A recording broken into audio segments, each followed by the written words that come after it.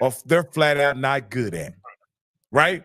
And that's what I think the NFL has done for years to guys at the quarterback position. Insist on them running systems, plays, and concepts that quarterbacks don't, that as a quarterback, they don't execute well, right? Hey, go ahead. Okay, I'm sorry, finish up. No, and that's what I'm saying. Why would you ask a guy, why would you draft a guy at the top of the draft and then ask him to do something that he doesn't do well? Yeah, one of our followers were asking, and I'll let Derek lead off. Was Shedeur Sanders a game changer or a game manager? That's a great question, but I still say the same. Shedeur Sanders was a game manager. He's not a game changer at this point to me. There's things to work on, you know.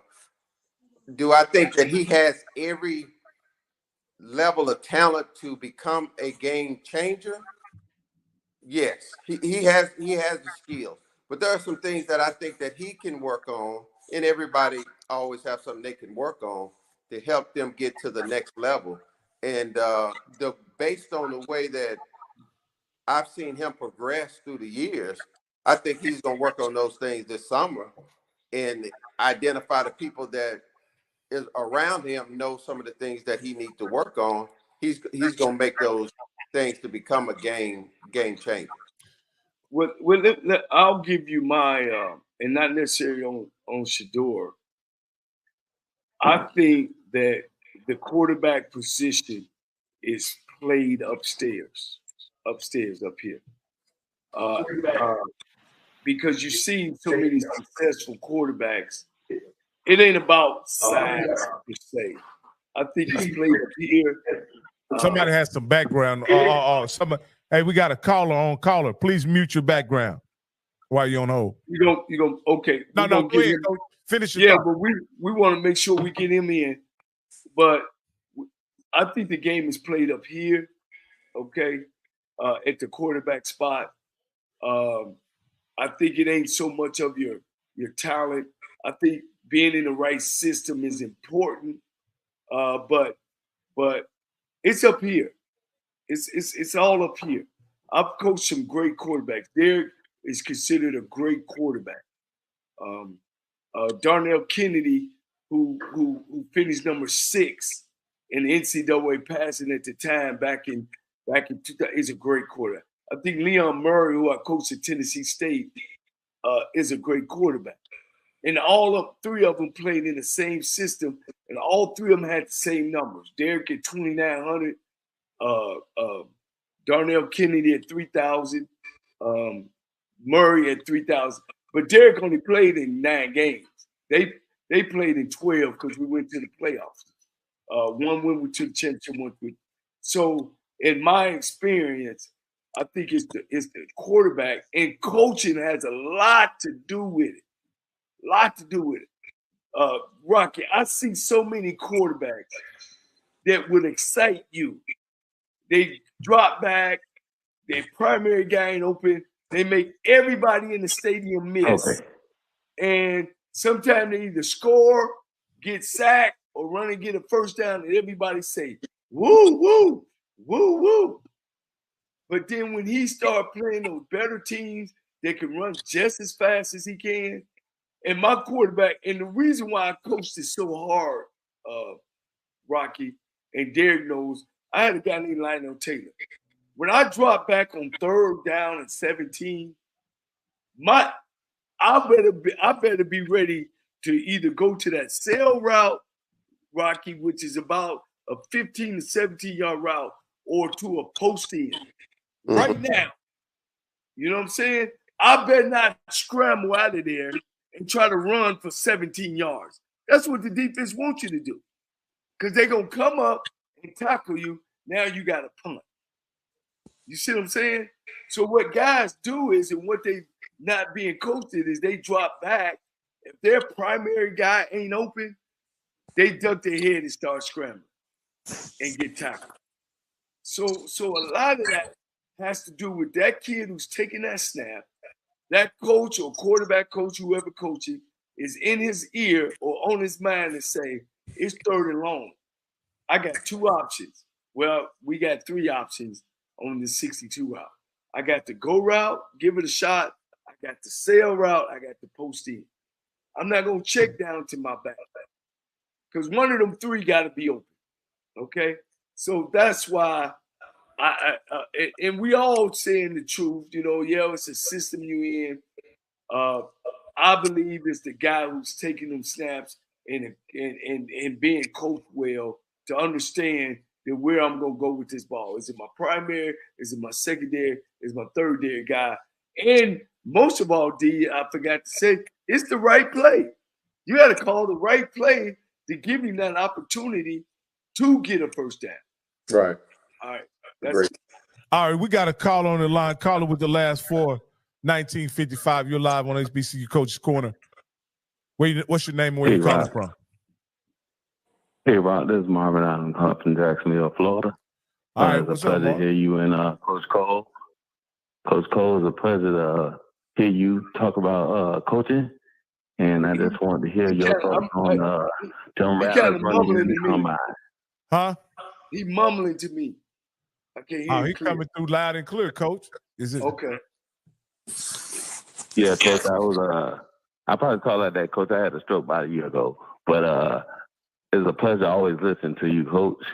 And I wanted to hear your thoughts on those Rattlers running at that combine. Oh, he wanted to hear about the Rattlers that ran at the combine. Oh, okay. Eric Smith. Yeah. Eric Smith and Marquise. Can you hear him, Derek? Yeah, I heard it. I can't remember Derek, the young man's name that was a defensive back from FAMU, but Eric Smith. Eric Smith. Smith. Yeah, he ran the 4.32. Yeah, that young man was moving, man. That was a great. Yeah, they had a couple of Rattlers running out there. Yeah, it was a great showing. Yeah, it was a great showing. Yeah, Coach Cole. I question and I'll ask Coach Cole is, how does a 5'8" cornerback translate in today's game, Coach? A 5'8" cornerback. I think you can get away with that as a corner back because after a while they move you from a cornerback to a safety. I don't think that you could be any type of wide out or anything, but I think that he could be successful in the league.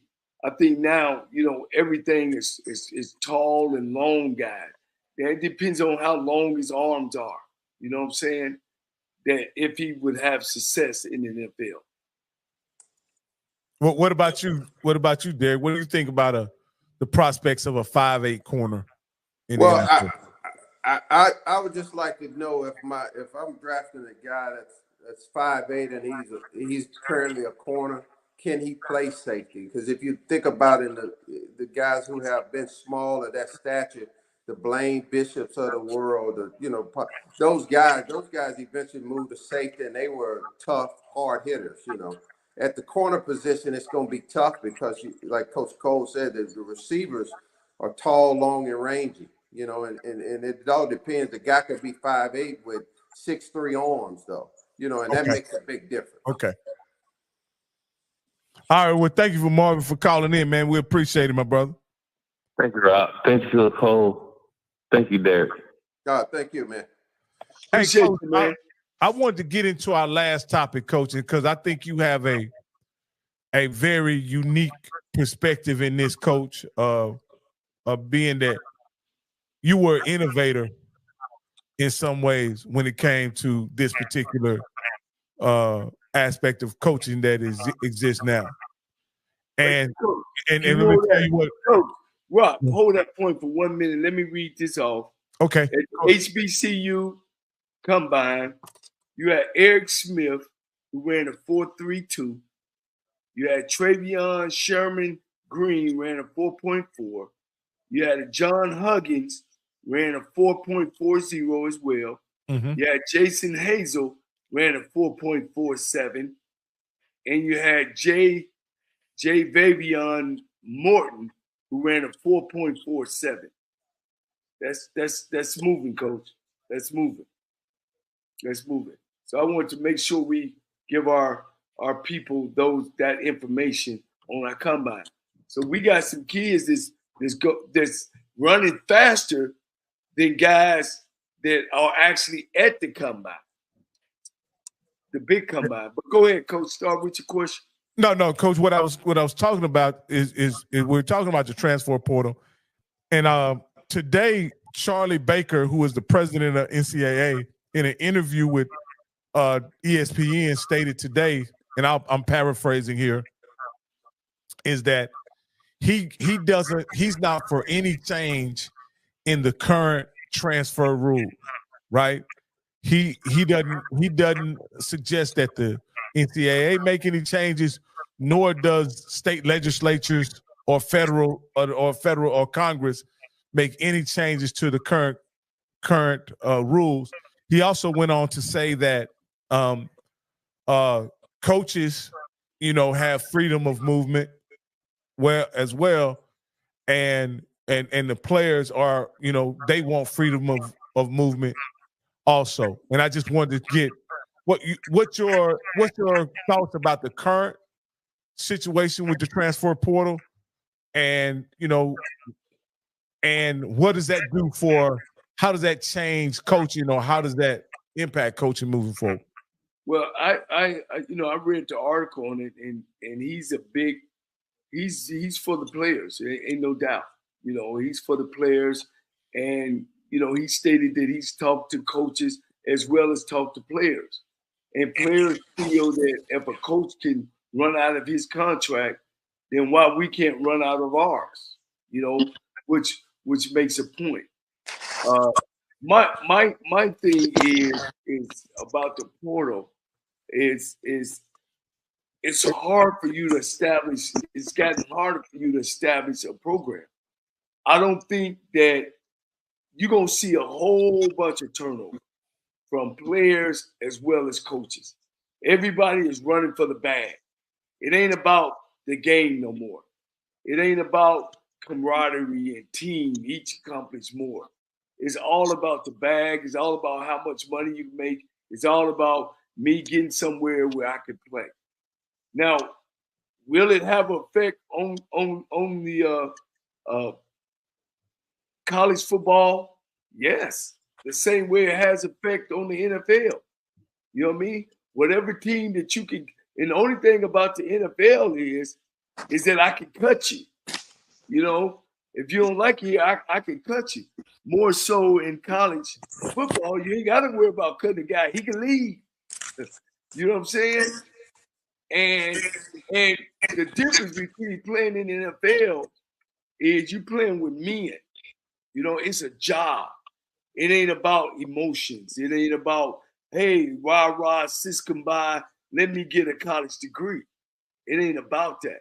Unless a kid takes it on himself to say, yeah, I'm a bounce, but I'm going to make sure I get my degree. So now you have put that responsibility in a kid's hand, as well as a young man that's at a job, that knowing that I got to do this, and be able to stay working. Now in college I just bounce. What about the educational piece of it? Well, that's what I worry about, number one. Number two, go ahead. Go ahead, coach. Go ahead. Number two, and what's the most important to me is Johnnie Cole got a son that goes to Clemson or whatever, goes to Taboo University. And the coach at Taboo University said, son, you ain't developing. I'm taking your scholarship. Now that rolls downhill to a parent, that Mike can't afford to get him at another school, or Mike can't afford to pay. So what happens to that kid? Yeah. That's what, at the end of the day, college football is supposed to be about. Yeah. Now, should the players make money? Yes, they should make money. But to me, the NCAA now is $1 billion industry now, Derek. $1 billion, almost.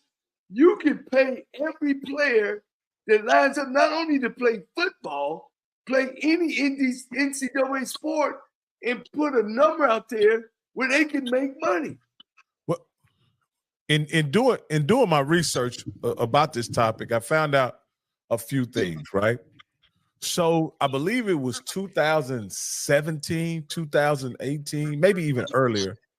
The coaches actually voted to allow graduate transfers to be allowed without sitting out. The coaches voted for that, right? So the guys who graduated from college would have the opportunity to transfer without the penalty of sitting out. So that's the coaches wanted that, right? Mm-hmm. And we saw with guys like Joe Burrow, Jalen Hurts. There are a number of guys who were graduate transfer who went on to do very well in college. I mean, those guys really are the two top paid players in the NFL right now: Jalen Hurts and Joe Burrow. And so they went on to do very well at their transfer. Joe Burrow went on to win a national championship at LSU. Jalen Hurts had a very successful campaign at Oklahoma. Well, in 2001, in 2021, the NCAA passed a rule that allowed revenue sports, which is mainly women's basketball, men's basketball, football, to have the same privilege that all the non-revenue sports have had for over 20 years. And that is to be able to transfer one time without sitting out, right? So hockey, baseball, golf, all those guys have been able to transfer without sitting out. The revenue sports weren't able to, right? So my question as I bring Derek into the conversation, how would you have handled the transfer portal as a player, considering how your career went? Would you have used it? I know we're only speculating here, Derek, but right. You were a guy that actually did transfer, right? But you also admit that in the conversation that there was a time where you had to sit and wait your turn as well. So how do you think you would have used the portal to advance your career? Rocky, I would have left as soon as I could. But one of the things I would have done, and I think that's a big, it's a big problem in the transfer portal. It's not how many kids go in the portal and come out. It's how many kids that go in and get stuck, right? So 30% of all guys that enter the portal either end up with no scholarship or have to go down a level. Yeah. And so what they're doing is they're actually, giving up their education on the hopes of making the NFL. And they're betting a lot on that, which, we know what the numbers are on actually getting into the NFL. But, with the transfer portal comes right now, I think the kids are more driven about NIL and collectives, which is all under NIL, but it's really, two different things. I mean, most of the kids aren't going to go play NFL, and they're looking at the financial piece of leaving one school and go to the next, which it puts it puts a strain on everybody all the way around, except those few guys who are at the elite of the elite to be able to go from one school to another. When I started seeing guys who were starting on one program and successful here and leaving to go to another program because this program can offer them more money, I said, things are going real south with this NIL and collective stuff. And then when I know kids that are considered betting on themselves and leaving programs and leaving scholarships and not getting their degree first, and coaches pushing other kids out so they can make room for other kids, it puts a big black eye, I think, on college football. And then it makes it as if where you used to have that space to grow from a young man to a man, it just takes away all that space down the way NIL and the money and the transfer portal and being able to make some decisions that you're not really mature enough to make. Well, here's what else is doing too. The portal makes it harder on kids coming out of high school as well. Yeah. Meaning less and there's less opportunities for them as well. It's almost double, you're getting double recruited. So but back to the guy at the NCAA, I hope that when he talks, that he's looking at all angles on how this portal is, to me, over. I mean, as a coach, Nick Saban, it ran Nick Saban out. Let's just face it. It ran Nick Saban out of coaching. You ain't gonna find no more Nick Sabans, Willie Hayes, some of these old guys that are disciplinarians. You ain't gonna find that no more. You know, it's almost like the prisoners is running the prison now. You know what I mean? Yeah. You can't say that to a kid. He gone. He out. Yeah. You know, I just hope. I hope they're doing a study. I promise that I hope they're doing a study of how many of these kids that are transferring that actually are going on to get their degrees where they are. I think that's the big thing. Well, Coach, there's a lot of data out there, and again, the issue is, and there are a lot of numbers all over the place, right? So there's some people will say there's 4,000 football players that enter the portal each year, and all that, But I'll just say in 2022, between December and January, this is 2022, 983 players left to enter the portal. That's just one window. And only 61% of those players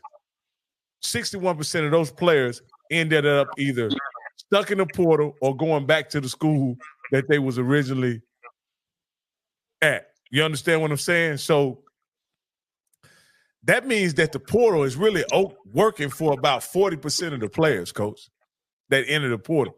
When you really think about it, if you enter the portal and you end up back at your own school, or if you enter the portal and you end up, without a destination, what did you enter the portal for? Well, here's my question to you in the numbers. How many high school kids are being left out? How many kids that when the coach called them into the office, damn them numbers, because everybody is cool.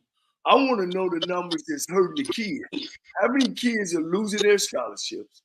And how many high school kids are not having the opportunity to go to school and be on scholarship? Well, Coach, what I believe, go ahead, Derek. No, I think it does affect high school kids, but the number of kids that I think what the unique thing about what's happening with the portal and when it happened, it also, what people are not taking into factor is COVID. So what COVID did was it gave people 6th and 7th years. It put an extra group of people that normally would have had to have been exiled out of the system. They were able to stay in the system. So you got kids, you got another probably 1,000, 2,000, I'm just saying, number of kids in that number that in next year, because this is the last year for COVID kids to have it in, those kids are going to be gone and out, and we're going to be back to the same numbers. You only got the same number of scholarships, you got the same number of kids entering into college football, and then you got the same number of kids transferring. I think COVID is the issue why the numbers are what they are. That makes it makes the system. What I think is more impactful for high school kids? I think, to be honest with you, COVID is the problem, not the transfer portal. No, so I think, I think high school kids now have more access to playing at the next level than they ever have. For this reason, because of the kids no longer have to test in order to qualify, right? So a kid that may have went out of high school, that may have went to the University of Texas, he may now have to go to Texas State. he may now have to go to North Texas, right? Improve himself and then transfer over. That's what I think has changed about high school, is that there are going to be some kids who Texas is not going to take 25 high schoolers anymore, especially when they can look through the portal and find guys who can fill their roster. You know, as they manage their roster, they can fill their roster. But certainly there are going to be schools like North Texas, Texas State, other, and we call them lower level school, but they're Division I schools that have access to kids that otherwise they would not get if it wasn't for the transfer portal. They wouldn't have access to those kids if it would not. Yeah, they would have access to those kids, but those kids still would have, the high school kids would still have an opportunity to go to college because they just won't be able to go to Texas. They will go to North Texas.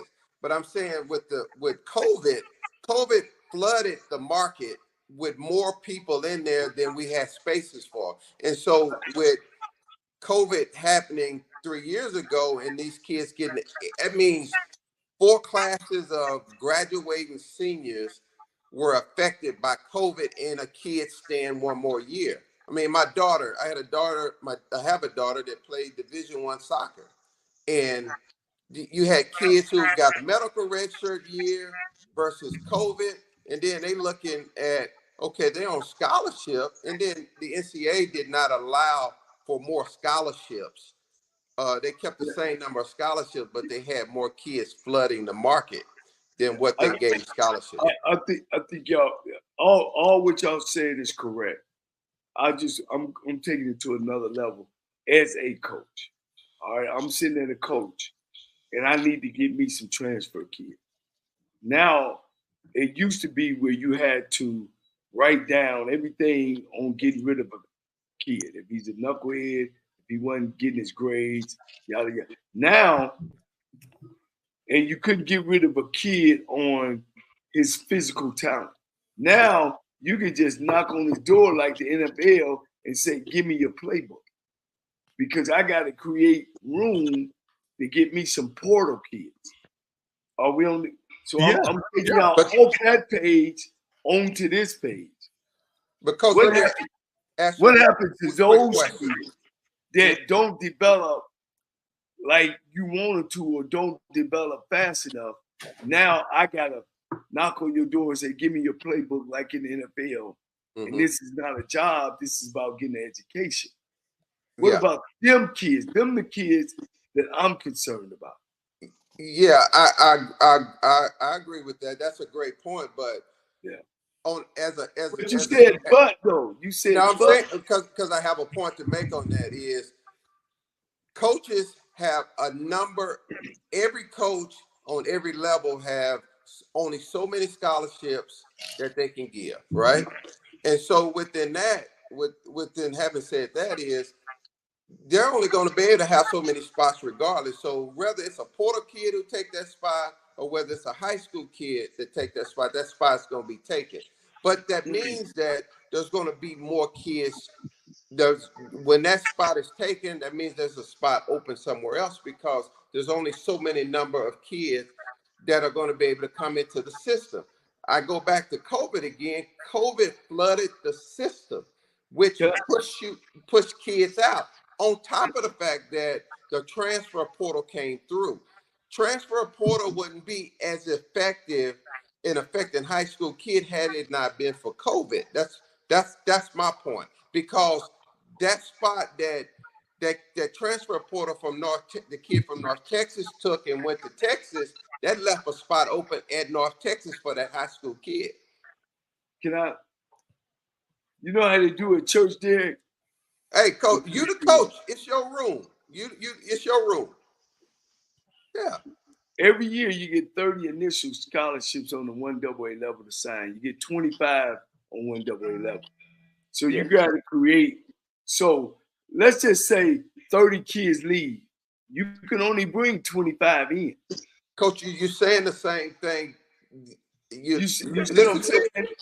I get what you're saying. You're just doing math. But what I'm telling you, when you got 50 spots and you got 100 folks in there, there's still going to be 50 left. You know, we're talking simple math. And then the market through COVID and the transfer portal just flooded the availability of people. And therefore, that's where, you know, the numbers got sideways. I think in 2 years, the issue of high school kids not being picked up is going to change because they're going to have to go somewhere and you're going to have to recruit because you got other kids exiting. Hey, we got a caller. We got Jay on the line from Baton Rouge. Is that correct, Jay? Yes, sir. Hey, what do you got for Coach Cole, Jay? I'm just saying the transfer portal is getting out of control and it's playing right in the hands of the powers that be. And they're going to get out of control. Them white boys are going to come in and fix it. And the thing's going to go right back to us before the transfer portal became relevant. And the money these players getting, that's going to go away probably $1,000. What they get now, they better enjoy it. They're going to come in and fix the portal. They want it out of control now. You come do in and fix it. Hold up, Jay. You do know the portal was created because of pending litigation against the NCAA. They didn't change it because they wanted to. They changed it because there were pending litigation against them, right? There were lawsuits that had been won at a lower level, and they probably were going to be upheld by the Supreme Court. So in that case, can they turn it back to the way it was? Yeah, they're revisiting it now. They're going to have legislation coming later this summer in Congress and the Senate about the transfer portal, mainly because of NIL deal.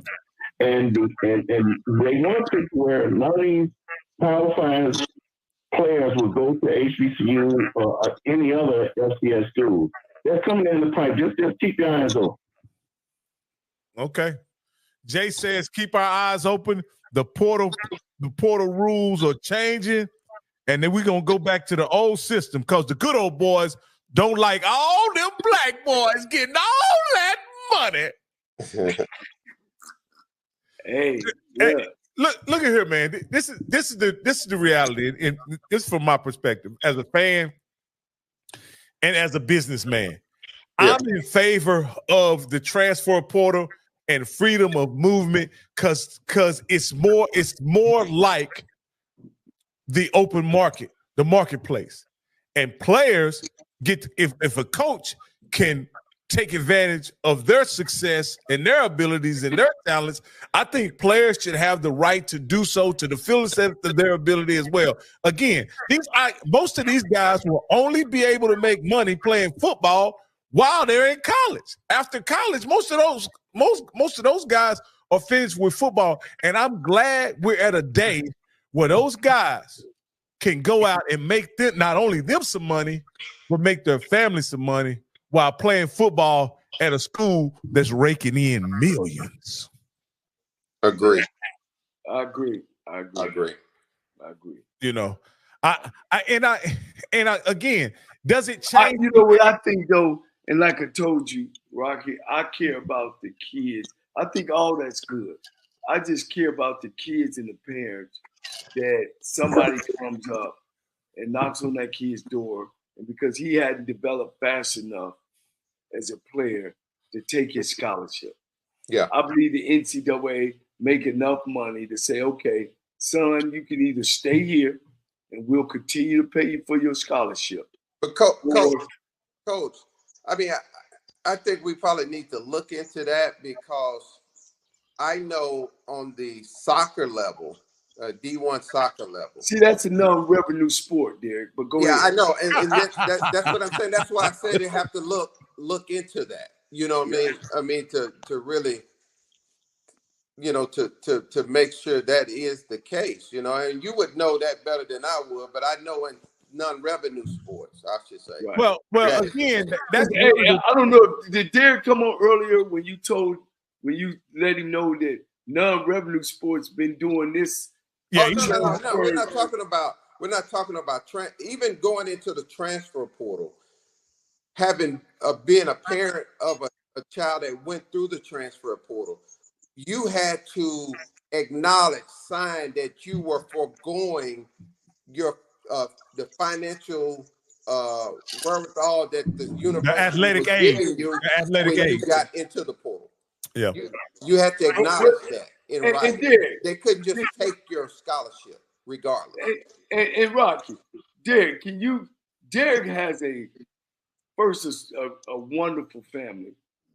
And can you just about your daughter? She's one of the few girls and the stuff that she does. Oh, so my daughter now currently, I mean, was a scholarship athlete, University of Missouri. It was an IMG top 100 in her class coming out, and she chose to go to Missouri over Vanderbilt and a couple of the Ivy League schools.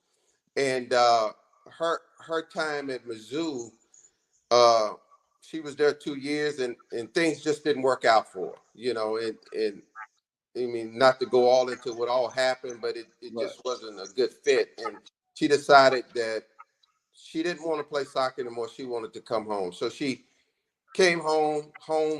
We live in Dallas, but she ended up going to school at University of Houston, was there 2 weeks and decided, hey, Dad, I think I want to go back out and play soccer again. Well, when she went out and played soccer, coach went out there and said, yeah, we'd love to have you. We know about you, this, that, and other, but we have no money for you. We got these girls here that are, that are staying another year because of COVID. And so she went out there, played, whatever. Then she gained a full scholarship there, graduated, and currently she's working and going to graduate school at Texas Christian University, working in the athletic department, and she works specifically with NIL and the collective. So we have conversations all the time about scholarship athletes and NIL and HBCUs versus PWIs, African American females and PWIs, and these conversations all the time. And she currently left last week from NCAA, a workshop that they had in Indianapolis, talking about NIL and collectives and the things that are going on within that space. So, well, because of so Derek not only talking from when he played ball. I mean, his daughter. I mean, man, just brilliant mind, beautiful, athletic. His wife is beautiful, athletic, daughters. So they talk all the time, and they I love them to death. They PB Texas Southern. We bump and we rap all the time. So I appreciate you, Derek, sharing that. So he ain't just talking from a seat of a player. He's talking from his daughter's she in the war, she in the battle. So well, Derek, let me ask you this, right? Because of, and I won't mention how, but I get a close-up look at the athletes that come in and get the NIL deals in our community. Right. And a lot of those guys look like me, right? The deals are delved out through another agency that's supposedly not related to the school, right? Right. Correct. And they're telling these guys what they can have, what they can't have, whatever.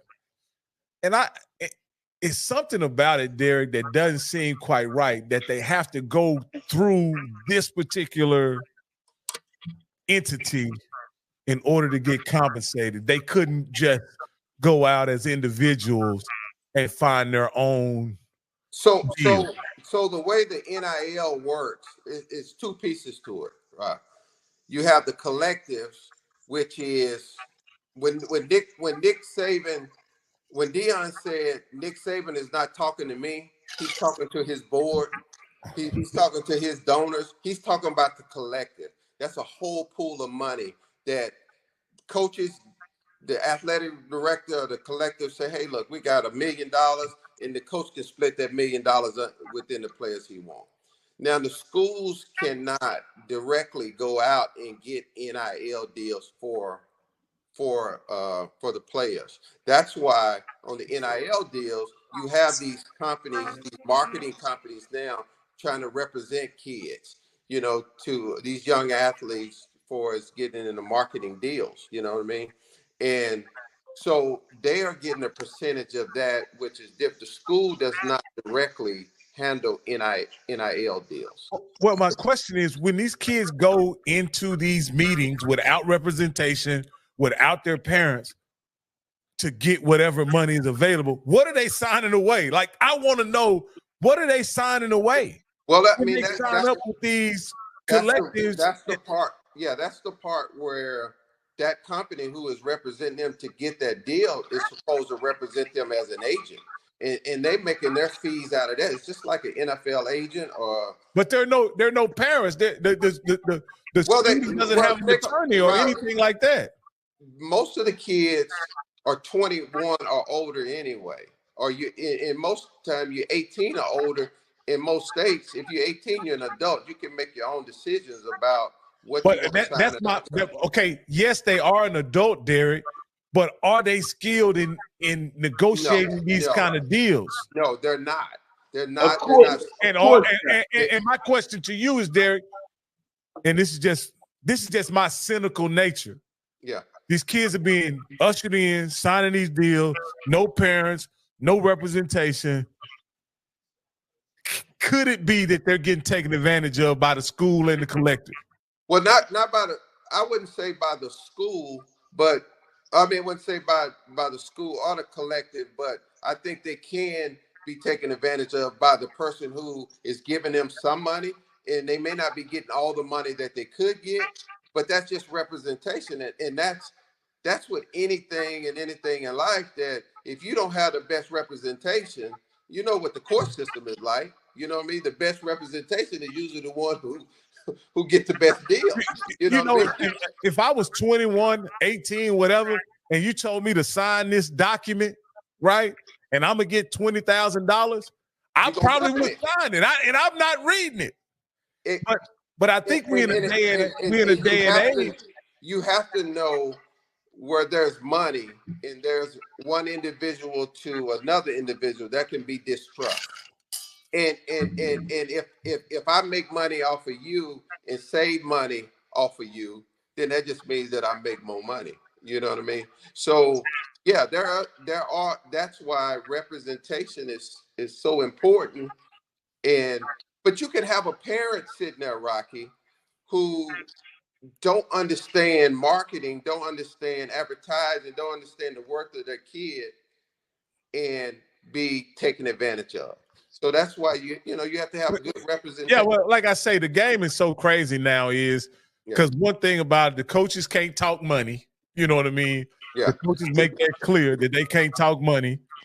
The parents, that's all they want to talk. That's all the kids want to talk. Yeah. But the coaches can't talk money. So they put the collective in it. And the collective, in my opinion, is about keeping the most money and paying the least. They're not about giving the kid as much value as that kid has. They're about equitably trying to spread the money out to all the kids, right? Well, for us, the collective side of, they're not really looking at what value the kid can bring to the school other than athletically. That's where the money. So they're not signing over any rights when the collective pays. No, because when you think about the University of Utah, when the University of Utah said all of our scholarship athletes in this collective, we're going to give you Toyota trucks. That meant that this is a lease truck. This is owned by the collective. You can drive this for a year. If you don't come back next year, you don't get to keep this truck. That truck goes to someone else. So they have guidelines in place, but if you are a recruit, that's not real money then. If I can't keep it, that's not real money. No, but you got access, Rocky. You don't have to have the money if you got access to it. If I got Coach Cole and Coach Cole is a millionaire and I got access to the money, I don't have to have it in my pocket. Having access to $1 million is totally different than having $1 million in your bank account. And Absolutely. Absolutely. You understand Absolutely. what I'm saying? So that's what see, those are the things that I'm talking about, is about, are they, because I want the kids to get that cold, hard guap. Yeah. And it seems like to me, they trying to keep the kids from getting cold, hard cash for some reason.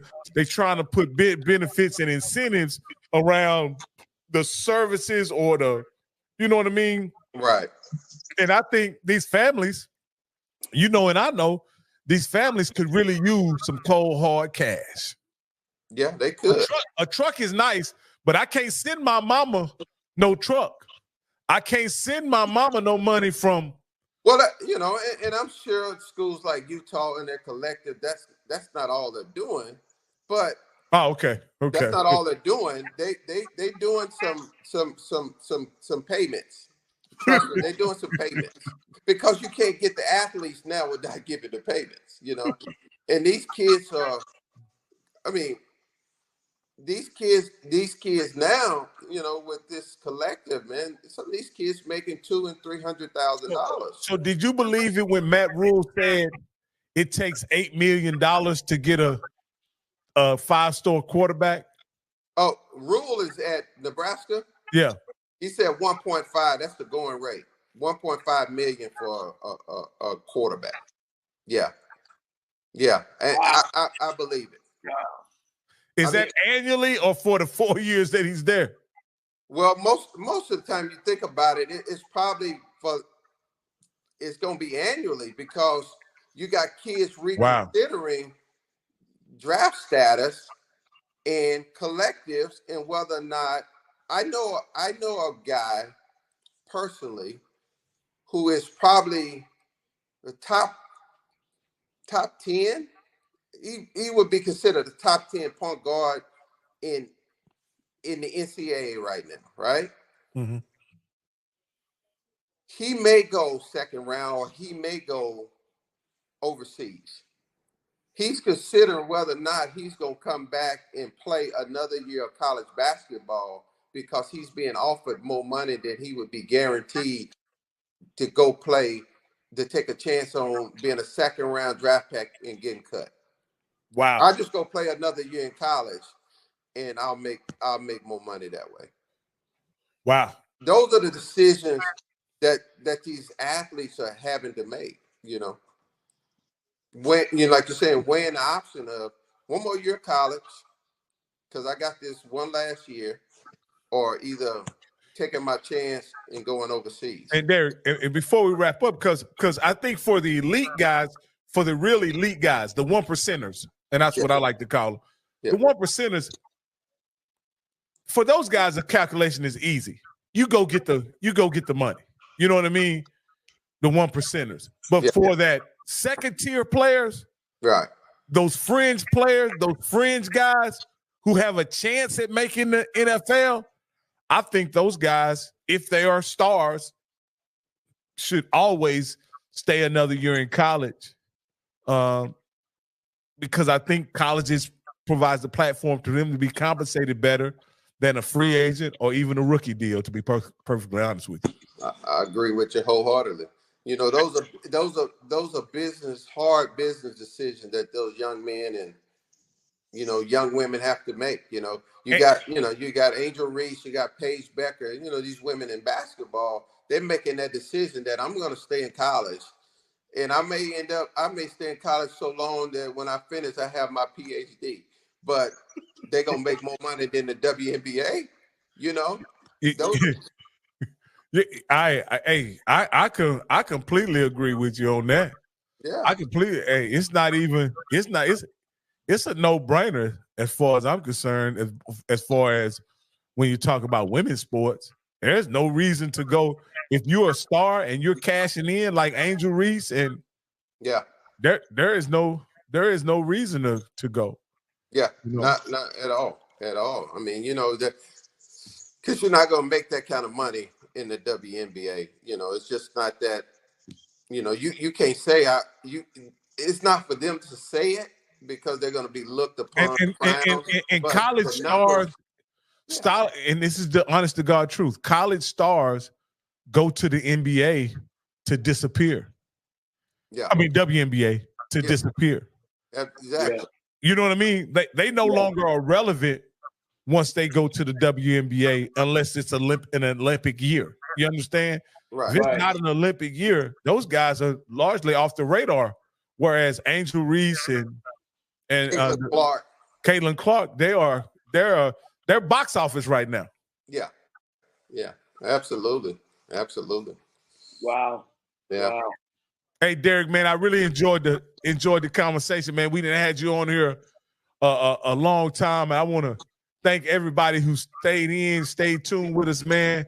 Definitely. Derek, you've been a great guest. But before you go, I want to let our people, our followers know where can they find you, what you're doing. Tell us, what's going on with you, man, and how can they help you, or how can you help them?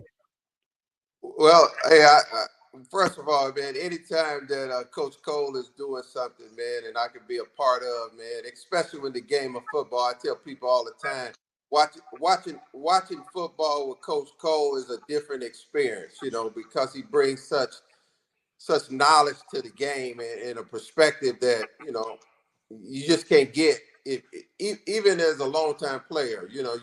When you sit down with a coach as knowledgeable as him, you learn a lot, man. And I'm in Dallas. I'm in the Dallas-Fort Worth Metroplex. I'm in the party rental business, and our company, what we do is we supply party rental equipment to some of the largest food restaurants. That means popular chains like Papa Do's, Dickey's, and so we provide table and chairs to large events. Maybe they're feeding 400 or 500 different people. We work with some of the top companies, Fortune 500 companies, as a African American business, and we work with quite a few athletes. I mean, from Von Miller to Earl Spence. We work with Michael Crabtree and Tim Brown and things like that for their foundations and putting on events for kids in the Metroplex, and then also working with tons of churches. And this business is part of the ministry that my family we've been able to help and bless people in the community in smaller churches and things like that when they're doing outreach. So again, man, I love the show, man. I've been behind the scenes listening to you guys go at it for a while, man. And I like the flavor and the camaraderie you guys have, but also the differences to bring the different perspectives and the love for HBCU football. Since you said it's okay for me to curse, I always tell Coach Cole that HBCUs are the bridge between mama's kitty and the real world. That's where you learn to grow. That's where you get your nourishment. And our schools were set up for every African American male or female to be educated. And if we can't land at an HBCU, if we can't get jobs at an HBCU, if we cannot donate to HBCUs, I mean, what are we here for? You know what I mean? There are places for African Americans at PWIs, but there should always be a place for African American to thrive and be, and do what they need to do and learn what they need to learn at HBCU. So that's my spiel, my brother. Hey, and as you bring up the HBCUs, I just want to add this one little point before we go. I think the the transfer portal has really helped HBCUs in their acquisition of talent. I think there are kids who, had it not been for the transfer portal, will never have had the experience that they had to be on the campus of a Jackson State or a FAMU or Texas Southern. Yeah, absolutely. And so I think for that reason alone, to me, the transfer portal is a huge success. And Coach Cole, take us out of here, Coach. Hey, man, I can't say enough about Mr. Singleton and his family. And, of course, he's a Texas Southern graduate. HBCU is wife is a Prairie View graduate, HBCU, and I can't say enough about this. Is just an example. They're a power couple. Whenever you say Prairie View, Coach, you know we got to do this. Yeah. Oh yeah. And Rocky, man, I just want to thank you. I know we started, man, almost a year ago. Yeah. You know. Yeah. And thank you. Wilkes with what you need to know. Today, it's Friday, March 1st, 2024. Number 1. The United States Supreme Court agreed to hear Donald Trump's claim that he is immune from prosecution because of the alleged attempts to overturn the 2020 election that took place while he was still in the office as President of the United States. Depending on the decision, if the High Court does not rule in favor of Donald Trump, this will push the election interference case to the very late days of summer into fall. And this delay puts into jeopardy the idea that the trial could be held, let alone concluded, by the November 5th presidential election. Number 2. Wendy's, the renowned fast food chain, is gearing up to test dynamic pricing, a strategy akin to surge pricing in ride-sharing and ticket-selling platforms. After consumer pushback across social media, Wendy's clarified that it will not resort to surge pricing to exploit customers during busy hours. The Ohio-based burger giant intends to allocate approximately $20 million towards implementing digital menu boards across its U.S. company-operated restaurants by the close of 2025. Number 3. When was the last time you cleaned out your makeup bag or drawer for expired makeup? Ladies and some gentlemen, every category of product has an expiration date, also known as a shelf life, and your products can become compromised by how you use and store them. The What You Need to Know newsletter, along with our partners at BlackHealthMatters.com, have advice as to when to toss that makeup. Number 4, Rainbow's Youth Project USA, or RYP, is a social welfare organization that promotes the health, safety, and wellness of LGBTQIA+ young people throughout the United States. The Indiana-based nonprofit, one of several organizations that provide LGBTQ+ mental health crisis counseling via the national 988 hotline, received 349 calls from Oklahoma between February 16th and 20th. This increase in calls are in correlation with the death of non-binary high school student Next Benedict from Oklahoma. Next died after sustaining injuries from being beaten up in a school bathroom. Number 5. Pharrell Williams' nonprofit has launched a yearly business competition for Black and Latinx entrepreneurs in tech, design, healthcare, and consumer product startups. The competition will provide 250 semifinalists with mentorships, and the ultimate winner will receive $1 million. Students at HBCUs can participate through the So Ambitious HBCU Tour and So Ambitious HBCU Pre-Accelerator Program. Good luck. Here's your daily inspiration from Yogi's Jewels. Life is a series of choices. Let's choose to align our actions with our purpose. Okay. I'm Sybil Wilkes. Be informed, be empowered.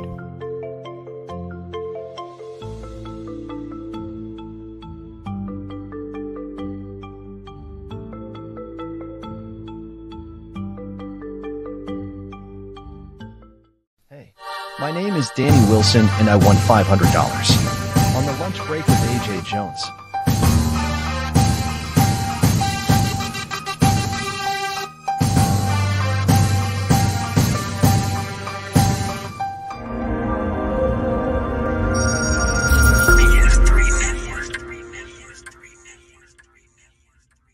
BS3 Network, changing the way you watch TV.